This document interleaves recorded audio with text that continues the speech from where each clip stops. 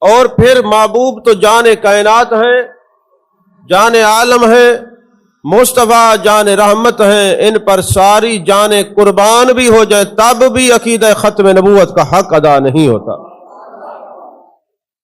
ہم تو ان لوگوں کے ماننے والے ہیں جن کے بارے میں میرے محبوب نے فرمایا خیر القرون کرنی ثم الذین یلونہم ثم الذین یلونہم، لوگوں سب سے بہترین زمانہ میرا ہے، پھر بعد والوں کا ہے، پھر بعد والوں کا ہے۔ یعنی لوگوں زمانے میں اگر تم نے میرے بعد بہتر لوگ دیکھنے ہیں تو میرے صحابہ کو دیکھو، میرے تابعین کو دیکھو۔ اس عقیدہ ختم نبوت کا، اس ختم نبوت کے عقیدے کا پہلا علمدار حضرت سیدنا صدیق اکبر رضی اللہ تعالیٰ عنہ ہے۔